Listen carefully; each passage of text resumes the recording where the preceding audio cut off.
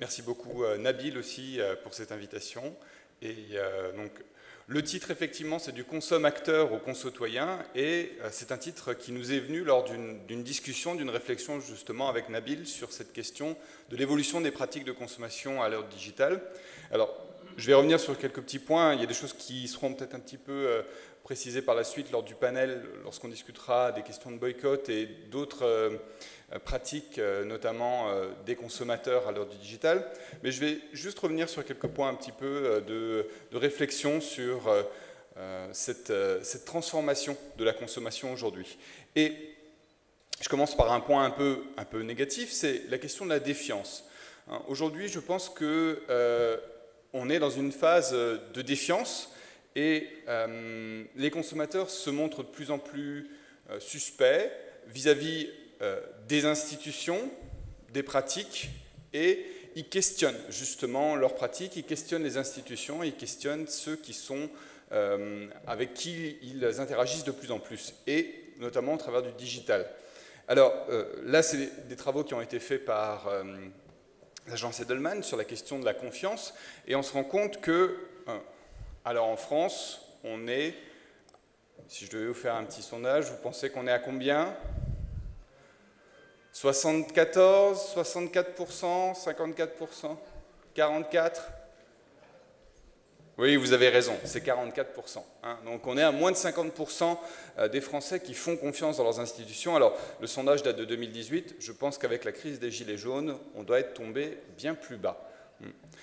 Mais cette confiance, elle passe aussi par une baisse de confiance dans les institutions au niveau global. Hein. On n'est qu'à 52% sur plusieurs pays qui ont été, plus d'une vingtaine de pays qui ont été testés en moyenne. Et aussi une défiance, je pense, qui est liée par rapport aux médias. Hein. Et ça, c'est le chiffre le plus bas, c'est la Turquie, avec 30% seulement de confiance dans les médias, 33% pour la France, donc on est quand même très bas, et au global, on n'est qu'à 43%. Hein. Donc cette transformation de la confiance et cette augmentation en fait, de la défiance vis-à-vis des médias, ça nous invite à réfléchir aux nouvelles manières qu'ont les consommateurs de prendre de l'information. Hein, comme le rappelait Mohamed, c'est avant la consommation, il y a souvent un acte d'information qui se construit, mais ça traduit aussi des nouvelles manières de penser le rapport à l'information et peut-être même à la production de l'information. Aujourd'hui, on a de plus en plus tendance à penser que, et les consommateurs, au travers des réseaux sociaux, se pensent eux-mêmes comme médias. Hein. Le mouvement des Gilets jaunes, je reviendrai dessus, a mis en avant beaucoup de journalistes dits citoyens, hein, ou de Facebook Live, qui sont devenus des sources d'informations alternatives. Et si on dit source d'informations alternatives, on pense à faits alternatifs, on pense à fake news également. Hein. Donc il y a quand même des questions qui se posent dans ce rapport avec l'information, avec les médias et avec les réseaux sociaux qui sont devenus le vecteur, le canal donc, de cette information-là. Alors, cette fois-ci, je pars un petit peu plus sur la question de la consommation et je reviens sur un exemple qui m'est cher, c'est celui de l'alimentation, sur lequel je travaille beaucoup. Lorsqu'on est sur la question de la confiance dans l'alimentation, on se rend compte que les associations de consommateurs sont parmi les sources les plus crédibles pour les consommateurs. Ils sont 86% à leur faire confiance. Et donc, c'est intéressant de voir que cet événement est porté par des associations, des sociétés de consommateurs, et c'est cette proximité avec ces associations de consommateurs qui traduit, à mon avis, cette confiance importante. Si on continue dans la question de l'alimentation, eh bien, les Français font beaucoup confiance aux fermiers, hein, aux agriculteurs. Et il y a un peu cette image mythique, on a toujours quelqu'un dans sa famille qui est agriculteur, ou un oncle, un grand-père, etc., quelqu'un qui a été lié à la terre. Donc je pense que cette confiance, elle est aussi là. Par contre, dès qu'on passe au niveau des distributeurs, là la confiance chute. On n'est plus qu'à 53% des Français qui font confiance aux distributeurs. Le business, on passe sous la barre des 50%, et l'Union européenne, alors on n'en parle pas, on n'est qu'à 42%. Donc il y a une notion de distance qui se crée. Plus je suis proche d'un objet, plus j'ai l'impression que j'y prends part, plus je lui fais confiance.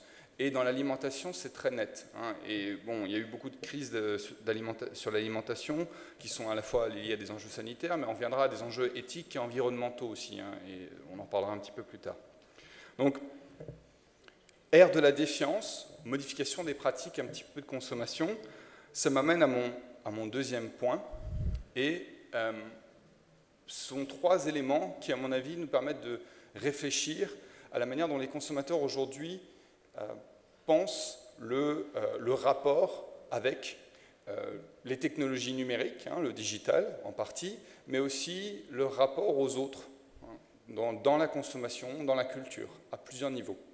Alors, trois concepts que je vous présente rapidement. Le premier, c'est l'idée du braconnage. Le deuxième, celui de la participation. Et puis, ce qui fait un petit peu le point entre les deux, c'est cette idée de la prosomation. Alors, est-ce qu'on peut parler d'un nouveau consommateur? En partie, oui, hein, avec des éléments qui se questionnent. Hein, est-ce que le prix est devenu toujours un élément central? On pouvait penser que c'était un élément qui était moins important, mais il est revenu sur le premier plan, et la question du boycott nous permettra de reprendre ça en avant. Et la question de la confiance, la question de l'activité du consommateur sont aussi des points importants. Donc, je vous le disais, une culture du braconnage. Les consommateurs aujourd'hui sont des braconneurs. Pourquoi parler de braconneurs? Alors c'est lié en fait à une réflexion qui a été menée par des chercheurs. C'est si on remonte au premier fonctionnement du numérique, hein, la technologie numérique, le digital, c'est une culture de hackers, donc de gens qui ont triché, bidouillé un petit peu avec les systèmes pour arriver à des usages qui leur conviennent. Et on se rend compte qu'aujourd'hui que la plupart des usages qui ont été intégrés dans les réseaux sociaux, hein, la question du hashtag, la possibilité d'intégrer des photos, des vidéos, sont au départ liés à un braconnage fait par des utilisateurs de techniques, de manières de faire qui étaient différentes et qui n'étaient pas forcément proposées par les dispositifs auxquels ils avaient accès. Donc la force justement des marques, et en particulier, aujourd'hui on pourrait penser les GAFAM, c'est leur capacité justement à puiser dans ce braconnage, à se puiser dans ces volontés qu'ont les consommateurs de jouer un peu avec le système pour réintégrer ça et transformer ça en fonctionnalité. Donc, mais on est toujours dans un mode dans un rapport de jeu où on va prendre ce qui est autorisé puis tricher un petit peu. Donc on revient assez souvent à cette culture du hacker, du hacking, dans la culture numérique, mais aussi dans la manière de consommer. On triche un petit peu avec les usages qui ont été prévus pour essayer de s'en sortir et pour essayer de revenir à quelque chose qui nous convient mieux. Deuxième élément, c'est une culture de la participation. Alors, un des intérêts de recherche en dehors de la transparence et de la consommation et du digital, c'est les fans. Et je travaille un peu sur les fans, notamment de séries télévisées. Et on se rend compte que cette culture des fans, des gens qui aiment, qui participent, elle va se traduire non pas simplement d'un point de vue un petit peu ludique, hein. Là je vous ai mis une petite illustration des Comic-Con, donc ces grands rassemblements de fans de séries, de bandes dessinées, de films, mais elle va se traduire aussi dans les envies qu'ont les consommateurs aujourd'hui d'avoir un siège à la table, réellement, c'est-à-dire de pouvoir donner leur avis sur la manière dont fonctionnent les systèmes, de donner leur avis sur la manière dont les marques mettent en place des produits, des usages. Donc ils veulent, hein, comme on le dit, des consommateurs qui produisent, des lecteurs qui écrivent, des spectateurs qui participent. Hein. Les gens ne sont plus passifs, il y a une volonté d'activité, et je pense que c'est en partie l'usage des réseaux sociaux qui l'a mis en avant. Hein. Comme j'ai la possibilité d'interagir directement avec une marque, de rentrer en contact avec elle, eh bien je considère que ma voix, en tant que consommateur, ça devient une voix presque en tant que citoyen. Hein, et on en revient à cette idée de consotoyen qu'on avait évoquée avec Nabil. Donc, culture de la participation, où je veux participer à la manière dont sont produites les choses. Et on arrive justement à une culture des médias qui a été différente aussi. Hein, et là, récemment, le boycott au Maroc ou la crise des Gilets jaunes l'ont bien montré, c'est qu'il y a une influence croissante de cette idée du journalisme citoyen. Je veux être mon propre canal d'information, ma propre source d'information, et je fais confiance plus directement aux autres citoyens.